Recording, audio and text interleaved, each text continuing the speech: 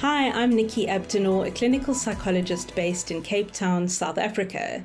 It's a great privilege to present an introduction to Schema Therapy. This is part one of a two-part series on Calabash.courses. Schema Therapy was developed by Jeffrey Young in the 1980s and 90s. It's an integrated therapy and is emotionally focused.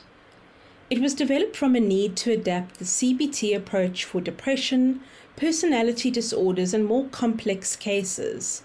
It's a longer-term therapy with greater emphasis on the therapeutic relationship. I was fortunate enough to receive my diploma in Schema Therapy under the training of Professor David Edwards. As the outgoing president of the International Society of Schema Therapy, the ISST, we are fortunate to have Professor Edwards in South Africa as currently the only local accredited schema therapist trainer.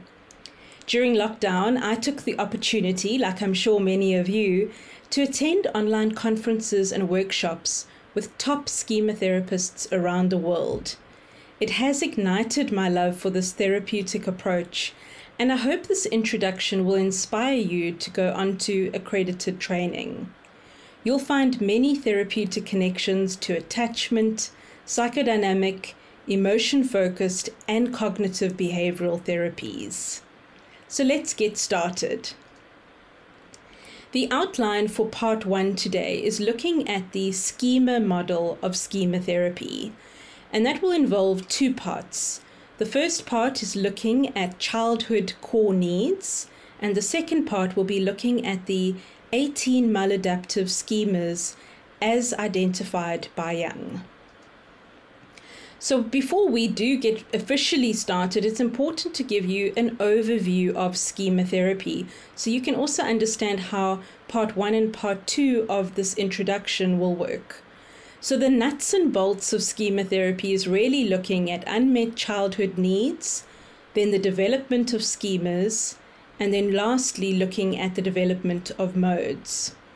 So when it comes to unmet childhood needs, Jeffrey Young identified 5 core childhood needs. And what he said was that the childhood environment interacts with our temperament. And our early childhood experiences with our parents or core primary caregivers either met those needs, partially met them, or didn't meet them at all. So this is really important to look at the basis of schema therapy is identifying those 5 core childhood needs. And then what happens is that when our unmet needs are not met in full, we go on to the development of schemas. So our unmet needs create a template for how we see others, how we see ourselves, and how we see the world in general. These are what we call schemas, or almost life scripts. There are 18 maladaptive schemas that are useful in therapy, and in this introduction we will go through each of those. And lastly, we look at modes.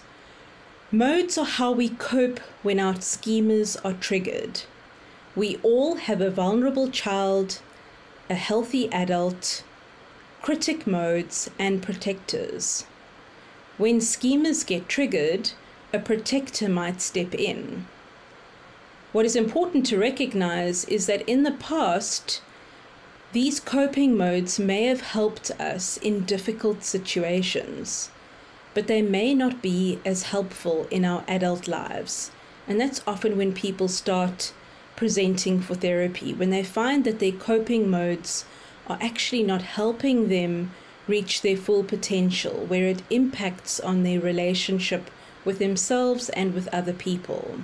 So that's the nuts and bolts of schema therapy.